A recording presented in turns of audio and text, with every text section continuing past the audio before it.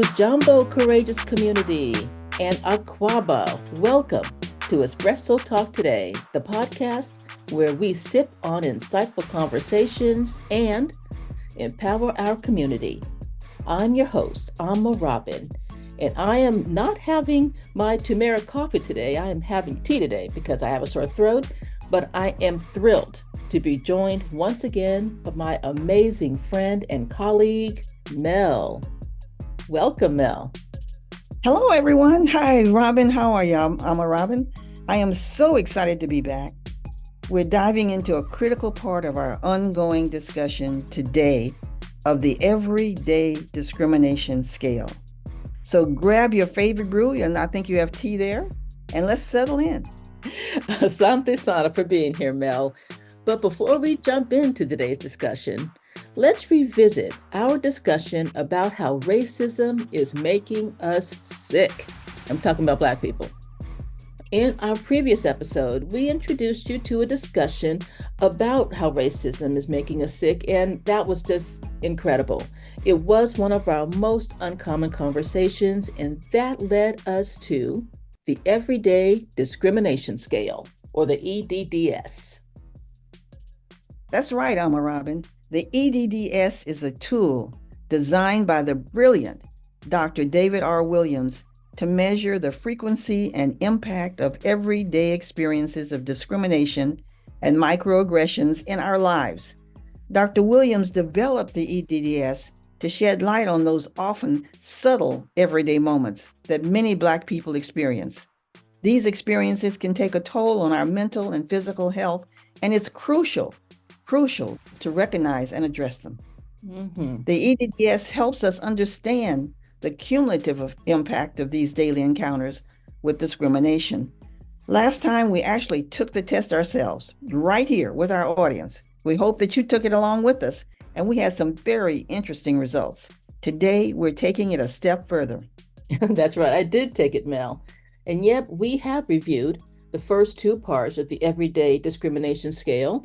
In part one, we discussed those subtle acts of discrimination that we experience on the daily. And part two was about the major experiences of discrimination. And I think that y'all know exactly what those are. Those discussions were eye-opening and actually empowering.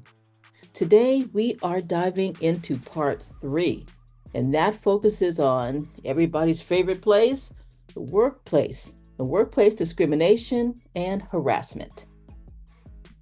Yes, that's so important. The workplace is a space where we spend so much of our time, and unfortunately, it's also a place where discrimination can often go unchecked.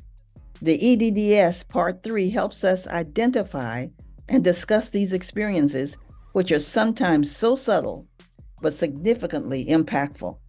So true. Workplace discrimination and harassment can take many, many forms, from the overt to the insidious. It's not always about those big moments that make the headlines. More often, it's about those small, daily interactions that accumulate over time, meaning that build up over time, creating an environment that feels hostile and unwelcoming to those on the receiving end. Again, Black folks. Exactly, Ama-Robin. For example, it might be the offhand comment that seems like jokes, but carries a sting, or the undue scrutiny some employees face over their work or even their appearance. It could also be about being consistently overlooked for promotions or professional opportunities, despite having the same qualifications or even more qualifications and experience than others. And let's not overlook the more structured systemic issues like pay disparities and unequal access to professional development resources. And that can further entrench these discriminatory practices. Part 3 of the EDDS, the Everyday Discrimination Scale, prompts us to reflect on these issues by asking specific questions about our experiences in the workplace.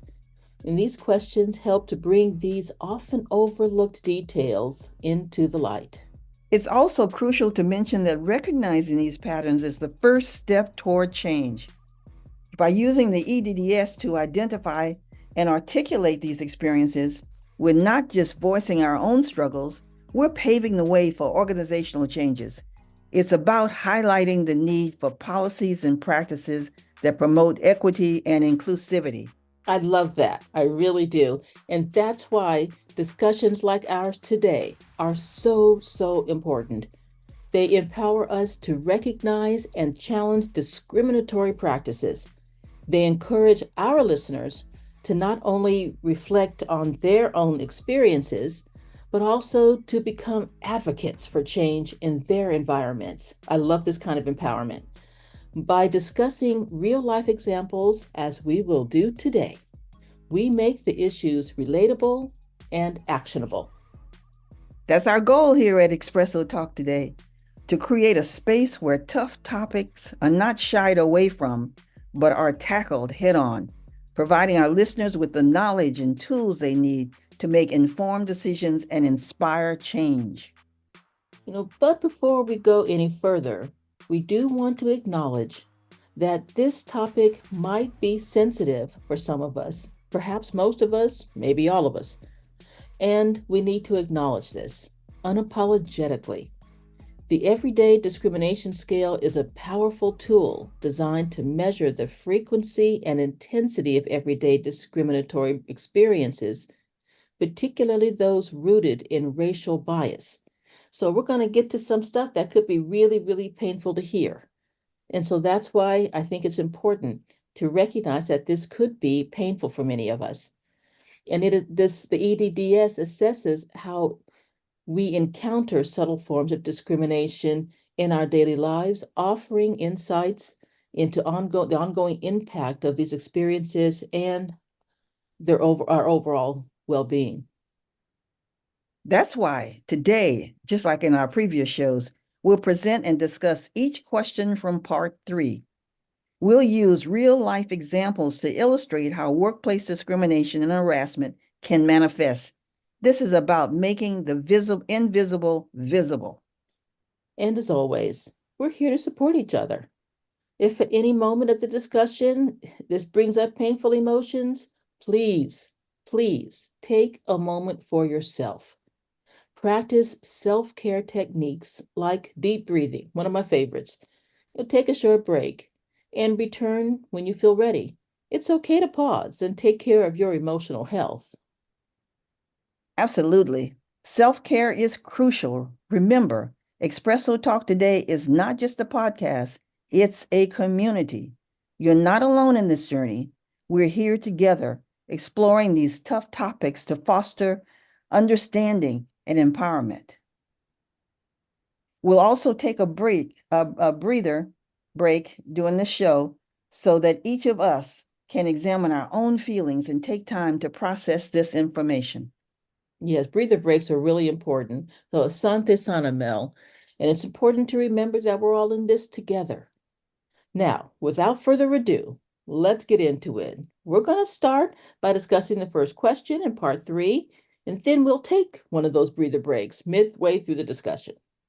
I'm ready if you are. Let's dive deep and not just talk the talk, but walk the walk together. So grab your espresso or tea. Tea drinkers are welcome here too, and close the door behind you. It's about to get very real and very deep. It's time for real talk, y'all. It's time for a real talk. And I've been listening and reading about EDDS, and one thing I found that studies have shown that there is a connection between racial discrimination and health. So this is very, very important.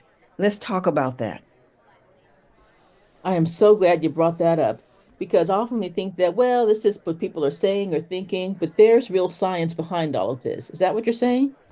That's exactly what I'm saying. I mean, they found it so specific that racial discrimination can cause hypertension. Mm-hmm. Mm-hmm. So that's why. I mean, I've been hearing, like I heard Dr. Georges Benjamin, head of the American Public Health Association, say that racism has become a public health crisis. Do you think that's an overstatement, or what do you think? No, it's probably an understatement because I listened to a podcast the other day where they were saying that race discrimination actually is a pandemic, kind of like the COVID-19 pandemic. Wow. I mean, okay. Well, and that's why the everyday discrimination scale is so important, And so why don't we get right to it? What do you say? Let's do it. Let's go, y'all. Okay, well, our real talk. It's been a while, but we are back. Okay, so I will read the first question, and then how about if you take over the story? These are real stories. Names are changed, but real people. That's right, Mel. That's right. Okay, question number one. How often are you unfairly given the jobs that no one else wants to do? Hmm. Well, let's talk about the case of Jordan. Jordan, an enthusiastic and diligent employee at a tech startup, quickly noticed a troubling pattern after joining the team. Despite his qualifications and eagerness to contribute to high-profile projects, he found himself repeatedly assigned to tedious, time-consuming tasks that were subtly deemed to be less desirable by his colleagues and supervisors. These tasks often included manual data entry, extensive report documentation, and other repetitive duties that didn't utilize his skills or contribute to his professional growth. At first, Jordan assumed this was part of being the newest member of the team, but as weeks turned into months, he saw new hires, not sharing his racial background, immediately given opportunities to work on innovative projects. This realization hit him hard, and when doing a team meeting, his manager nonchalantly passed another promising project to a newer, less experienced colleague right in front of him, while handing him another list of many tasks. He was sure that this something was wrong. Feeling marginalized and undervalued, Jordan began to question the fairness in task distribution, a clear sign of workplace discrimination that he had initially tried to dismiss. This experience not only affected his morale, but also made him rethink his value at the company and his future in the tech industry. And I would imagine that caused him a lot of stress every day. But yeah, I think this was something that he was beginning then to watch more closely, and he wants to be a team player. I mean, we all want to help out and support the team. But when he sees new people coming in and getting more interesting assignments and more substantive assignments, and he's still, doing data entry, I mean, that just has to cause a lot of stress and a lot of anger. Yeah, absolutely. He's seeing a situation where he has no power to change it. Yet other people are getting great assignments and he is still doing the same thing. And he knows that the other newer people coming in are looking at him and saying he must not be very good at what he does because he's still doing the menial tasks. Oh, So wow. he has two things to think about, but it's really racism, but it's also, he's being looked at as a lesser part of the team. Yep, that's true because of racism too.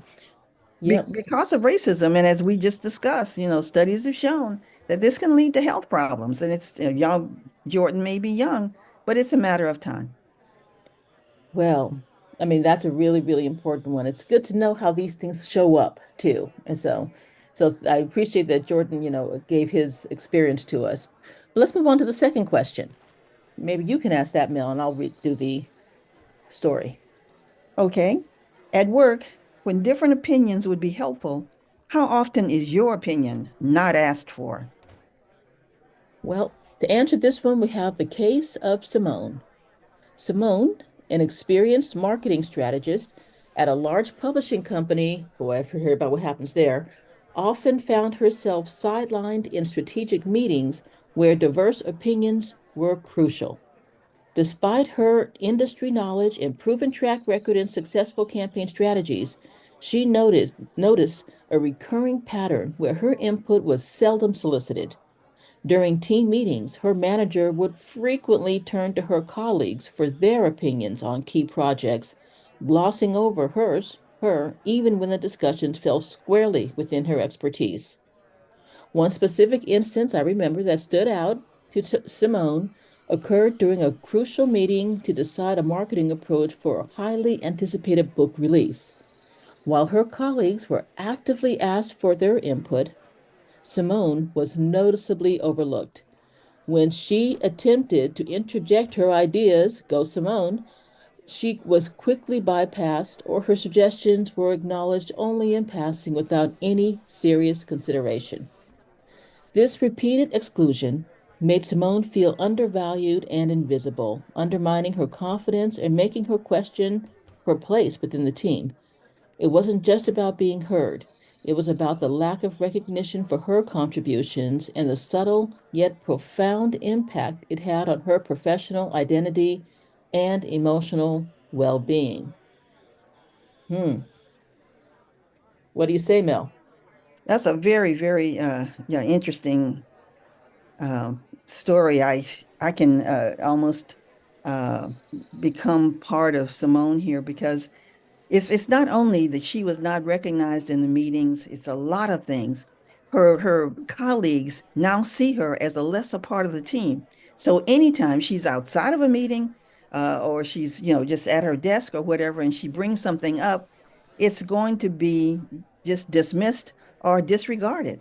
So, and that's the way she feels, I think, disregarded. And this is just racism because she obviously was hired because she did have the expertise and the education, and the knowledge, and the expertise to do whatever needed to be done in this job. Yet she is just being completely ignored as if she's not there. And they said they needed to have, doing quote signs here, diverse voices. But when they have people who are from different backgrounds, let's say who are not white, they just have them sitting there and not listening to their opinion or taking their input.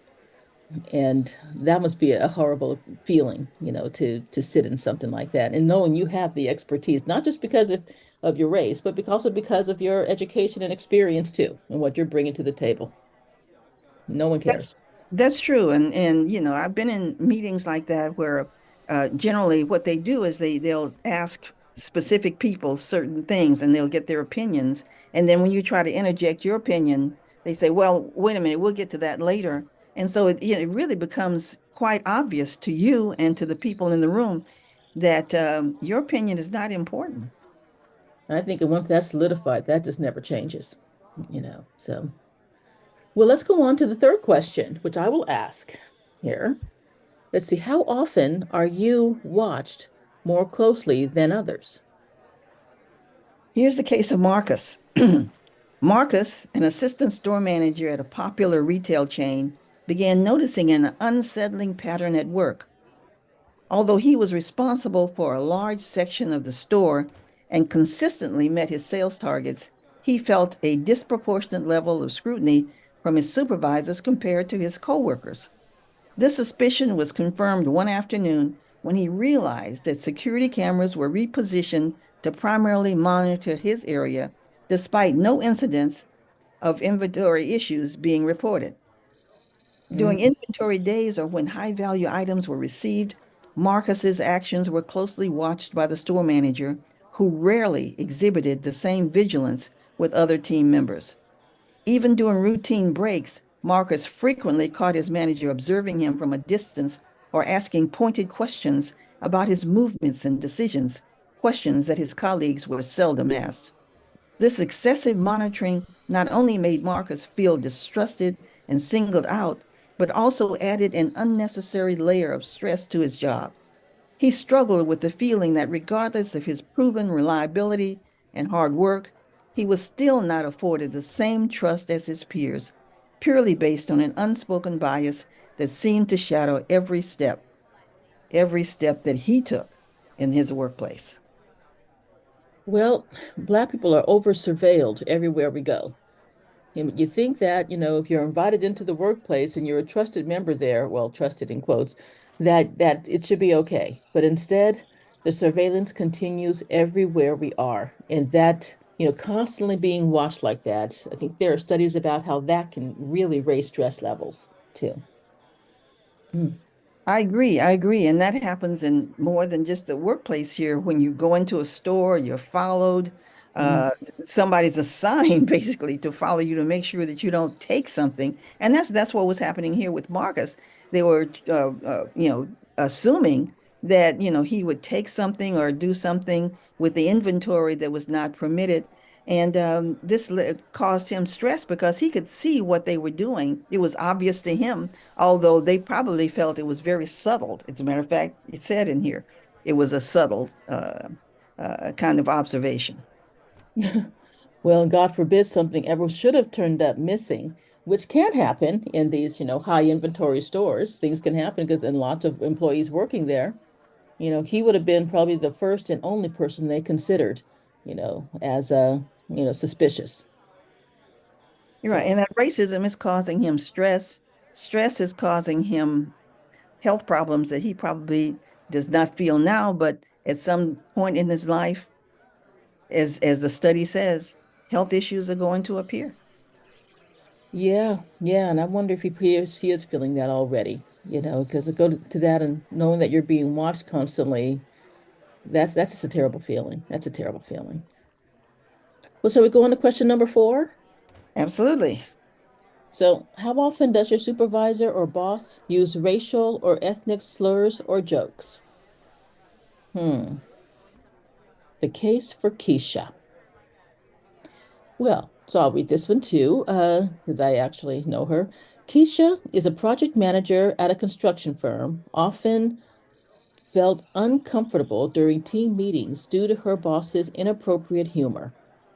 Although her supervisor would occasionally use racial or ethnic slurs and jokes when discussing clients or other stakeholders, these comments were typically masked as just jokes or harmless banter.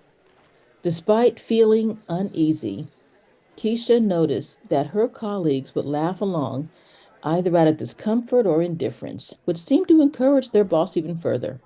This behavior created a hostile environment for Keisha, who felt that such language was not only unprofessional, but deeply disrespectful and alienating.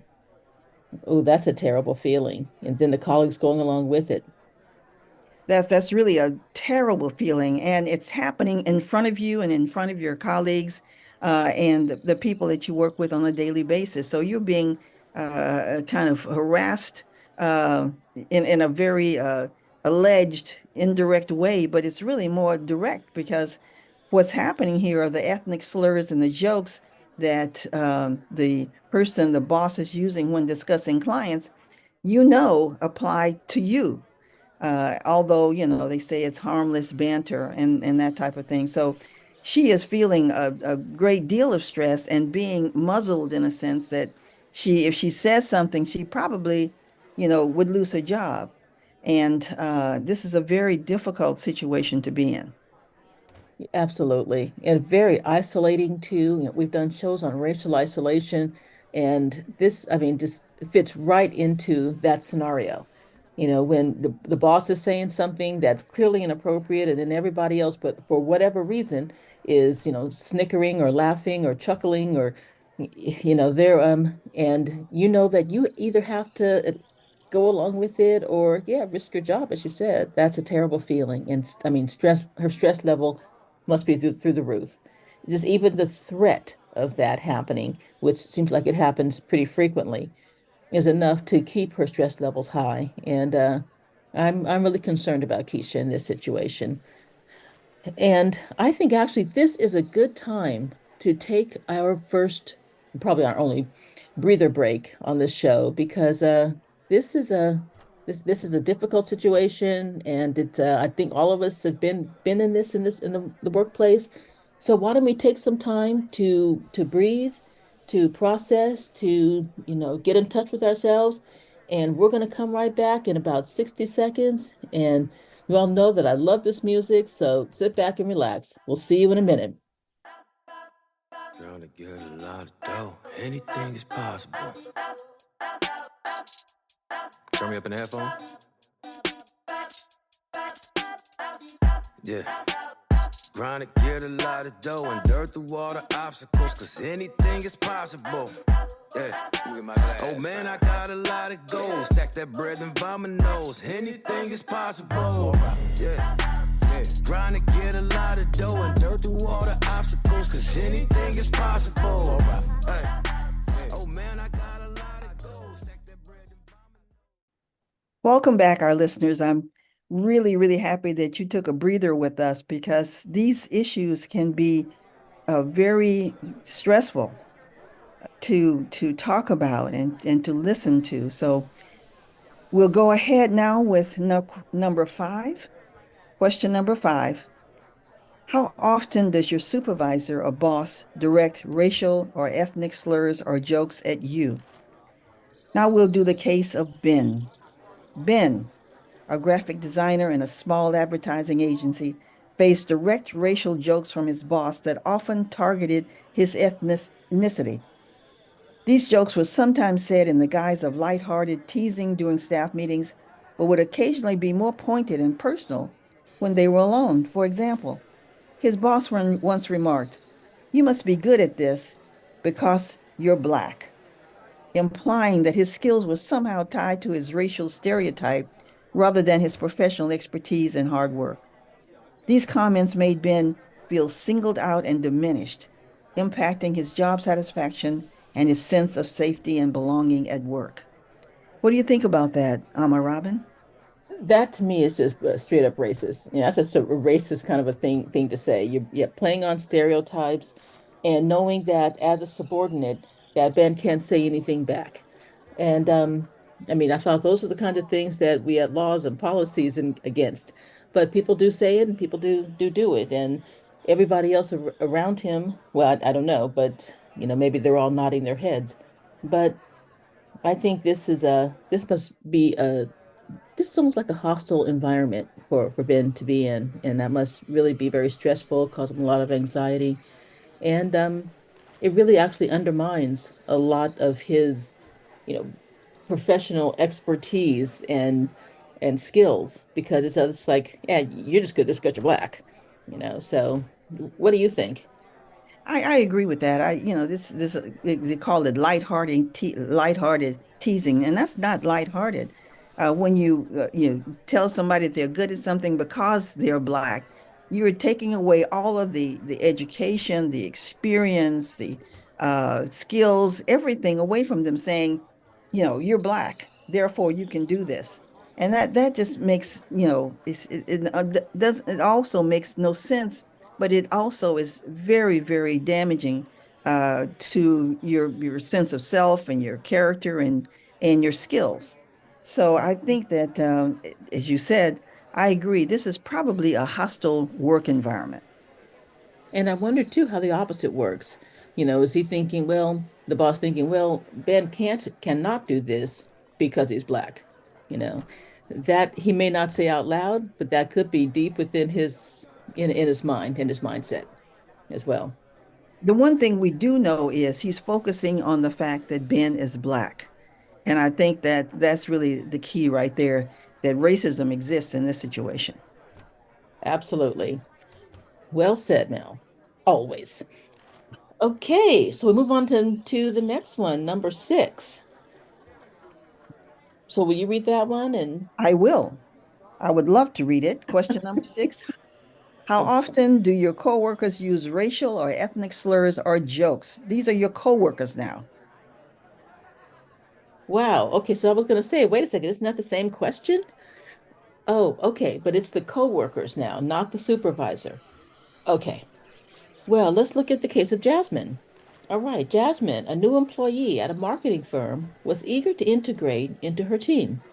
However, she quickly noticed a disturbing trend during team lunches and meetings. Her coworkers often made racial jokes, cloaking them in humor and repeatedly, used ethnic slurs casually in conversation. At first, Jasmine laughed along uncomfortably, not wanting to seem overly sensitive. But as these incidents persisted, she began to feel alienated and demeaned, realizing that this behavior was not just offensive, but deeply harmful to her sense of belonging and her professional confidence. Mm, This is very, very similar to what Ben was experiencing. You know, his skills and his expertise were diminished. And here, Jasmine, the same thing. The difference is this was his boss, which had a kind of a higher sensitivity, and these are his their coworkers. So the coworkers, are demeaning Jasmine by using these what they consider to be very humorous racial and ethnic slurs, and it's causing her a lot of stress. I think, with your coworkers, what you want to be is, kind of friendly and, uh, friend together in the sense that you want to work with them and support them and have them support you. And you're in this situation, you feel like you can't trust them because they see you, from because of the racism, and they don't really see you as a worker who is as equal as they are in doing the work that is on the table. wow, that's a really good point. Very good point. I mean, it's different when it's the coworkers doing it too, but it's also very hurtful and damaging and stressful. And shall we go on to number seven? Let's do number 7. Okay. Mel? Okay, and number 7. How often do your coworkers direct racial or ethnic slurs or jokes at you? Um, this is a little different than Jasmine. In Jasmine's case, it was they use racial or ethnic slurs and jokes. In this one, they're directing these at you. This is the case of Maya. Maya, an IT specialist, frequently encountered uncomfortable situations where her coworkers would direct racial jokes at her under the guise of team bonding. During lunch breaks and team gatherings, remarks about her cultural background were common. Despite her attempts to laugh it off or change the subject, these jokes left Maya feeling ostracized and disrespected, making her dread interactions with her team. Well, so this is another case here of racial slurs, and the person trying to laugh it off, trying to, I guess feel included and all of that. And I just wonder how, I mean, we think that this will make it go away, this will, lessen the tension, this will be helpful in some way. I have a feeling that none of it is, that it never is. But yet we keep trying that, and all it does is raise our stress level and our anxiety, and even making us begin to be angry at ourselves for, oh, why did I laugh at that? Why didn't I speak up? So, I mean, this must be causing her a lot of stress and anxiety, but this isn't on her. This is on the coworkers. And the coworkers are creating an environment that can really affect Maya's mental, physical, emotional health. Absolutely. And it's making her, it says making her dread interactions with her team. She can't work with the team if she feels that working with them, they're going to, make racial jokes. They're going to ostracize her. They're going to, when she's at team gatherings, they're going to say things that cause her stress and make her uncomfortable. So she's working in this situation is almost impossible. So uh, it's a very, very difficult situation to have to be in because she has to work with these people on a daily basis. It's not like in the supervisor situation. I'm not saying that's better, but at least you don't work with your supervisor, day to day. You work with your supervisor from time to time. So Maya is in a very, very difficult situation, and this is causing her racial racial stress. Racism is there, and she may have at some point, as the study says, some health problems as a result of this. Absolutely. Absolutely. And I think this could be the same case with Charles, who's actually for the next question, number 8, which I'll read. How often do you feel that you have to work twice as hard as others work? And here's the case for Charles. Charles, a financial analyst, always felt that he had to prove himself more than his colleagues. Despite his accomplishments, he noticed that he had received less recognition and had to put in extra hours to receive the same acknowledgement or opportunities for advancement that seemed more readily available to his peers. This requirement to double his efforts wore on Charles, impacting both his morale and his work-life balance. And I'll say, and definitely his health, his mental, physical, emotional, and probably spiritual health too. Absolutely. No question about that. This is a very typical situation that we feel as Black people that we have to work twice as hard as others, and just to do the regular amount of work, and he felt he had to prove himself more than his colleagues. So this is unfortunate that he's in this situation, but I think a lot of people are in this situation because if you don't appear to work as hard as others and you don't work as hard as others or work more than others, that it looks like you're not doing your job, and that's just an unfair kind of label based on just because you're Black. He And obviously is doing his job as an analyst, and he is able to prove himself. yeah, no matter what, I think as Toni Morrison was saying, that you're always going to try to do one more thing, but it just doesn't matter because whatever it is, they're going to think you're a diversity hire, that you're not there because you've earned it or because you're qualified and competent. So you can work as hard as you want, and it's they're still going to think what they think. So so let's go on to Erica. Question number 9. Okay, I'll read the question for Erica. How often do you feel that you are ignored or not taken seriously by your boss? This is the case of Erica.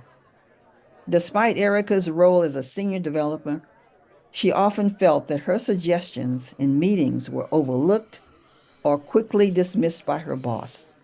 When similar ideas were later raised by her male colleagues, they were met with enthusiasm and serious consideration. This pattern of being ignored made Erica question her value in the team and stifled her willingness to contribute openly. Hmm. What do you think about Erica? What do you think about this?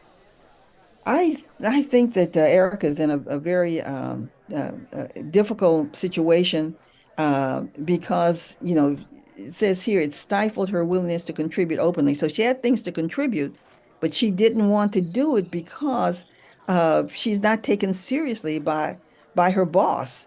So when the boss doesn't recognize you for your statements or your contributions, or your work, then others pick up on that and they don't recognize you for that either and feel that you are a lesser member of the team than you know that you are. And it created that chilling effect that, yeah, it stifled her. So she didn't even put her ideas forward anymore. And that seems like it's a terrible spiral that it started one place and then it just got worse and worse and worse. And I don't see how it could have been interrupted except for the people who are doing this to recognize what they're doing. And I wonder, yeah, uh, yeah, what she could have done. But I think really this is for the people who are committing these kinds of these her male boss and everything. They're doing the bad stuff, I think, and she has to find a way to just not let her, well, to maybe even keep pushing through and putting her ideas forward, because after a while they're going to say, you don't even put ideas forward anymore, you know. So anyway, so I'll go to question 10, and the case for Samuel, brother Samuel. Let's see, question 10. How often do others assume that you work in a lower status job than you do and treat you as such? Well, I could probably answer this one myself, but I think Samuel had a really interesting story to tell, so we'll tell his. Samuel, a university department head, noticed that guests and new staff often assumed he held a lower ranking administrative position. Despite his prominent role and expertise, He was frequently asked to perform tasks well below his pay grade or was bypassed in conversations about academic leadership, reflecting a bias based on his race. Yeah, that happens a lot in meetings, in seminars and that type of thing where you interact with other people. They will ask you, "Oh, can you bring me some coffee?" Or "Why is there no water on the table?" As if it was your responsibility to make that happen. So it says he was frequently asked to perform tasks well below his pay grade or bypassing conversations.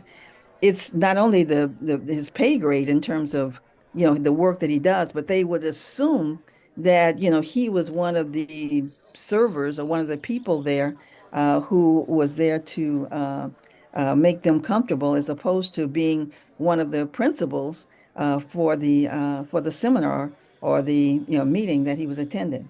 Right, right. And this is very common in I think, workplaces that are very hierarchical, particularly universities, you know. And I just don't know where to what else you can do about this, except for, Samuel was just treated as though he was in, the serving staff. And not to say there's anything wrong with that, but the serving staff, they have an important job to fill too. But if he's a university department head, everyone should know exactly who he is and treat him as such. And because he certainly would treat another person that same way, the same way that he expects to be treated. So yeah, that's another thing for the stress and for blood pressure. Absolutely. And Samuel will, at some point, unfortunately, maybe have some health problems as a result of this. And that's very, very unfortunate. Yes. Uh, it's the part about he was bypassed in conversations about academic leadership, I think is really, really important. And so, like, his opinion didn't matter. He was not a person that you would want to know what do you think about this? You know, so I'm sure it was very difficult for him to attend meetings and to go to seminars in these situations. So now we're at question 11, and I will read that. How often has a coworker with less experience and fewer qualifications gotten promoted before you? This is Mm. Angela. Angela, a seasoned sales manager, watched as a new, less experienced colleague was promoted over her. Despite her extensive experience in consistently exceeding her sales targets, Angela was passed over for promotion, which was given to a newer employee who had neither her track record nor her qualifications, but who fit the company's more typical managerial profile. What do you think of that? Well, I think this is stereotyping, profiling. This is all the different these words for racism. Okay, and Angela, I'm sure, clearly sees this and almost probably expected it. And still, she has to watch it happen and know that it had nothing to do with her, with her skills, but yet it had only to do with her race and color and their racism and their ignorance. And yet this affects her, personally, professionally, and certainly health wise. And she has to go in every day and see this other person who fits this typical managerial profile. And we can probably guess what that Profile is, yeah, right. yeah. It's as if you are visible and invisible. You're visibly, black. So racism comes into play. You're invisible when it comes to the benefits like promotions, um, or status, or recognition and that type of thing.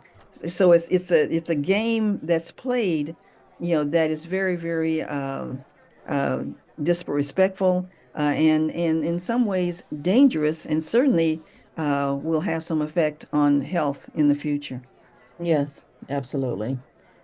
And well, maybe we should go then to the last question here. And we take this question is about the case of Thomas here. How often have you been unfairly humiliated in front of others at work? And we're going to tell Thomas's story here. During a team meeting, Thomas was unexpectedly criticized by a supervisor for a minor error in a report. The criticism was harsh and public, with his supervisor making demeaning remarks about Thomas's attention to detail and questioning his competence in front of the entire team. This public humiliation not only embarrassed Thomas, but also damaged his reputation and confidence within the team. Uh, I think this happens a lot. And, and Thomas, it's unfortunate that he had to experience this, but, rather than bringing Thomas in, if there was a minor error in the report and it should be pointed out, bring him into the office and say, there was a minor error in this report. They wait until a team meeting. So, in a sense, it's just kind of an embarrassment, and to acknowledge from their standpoint that you're not competent in the job that you're doing. And that's racism 101, because it happens a lot. And it could be handled, differently. Certainly, he made a error in his report, but did it have to be a public situation? And I think they did that in order to make his role or his reputation less within the team, and in the department. hmm, wow. Rereading, Thomas's story and hearing, him talk about it, that brought up a lot of things for me. And yeah, I think this is one of my trigger points too, because this has happened to me, and there's just no forgetting that. I mean, I can still kind of feel that in my breathing, when that happened, and how helpless and angry and embarrassed I felt, and that just doesn't go away. That for the next day you come back at work. So yeah, well, so these things don't just go away. That when people start at the meeting's over, Thomas is probably still carrying that, just like I feel like I kind of am too. This happened years ago. So so anyway, I think that was the last question on the everyday discrimination scale. I think in terms of assessing what happened in the workplace, this was right on point. What do you I, think?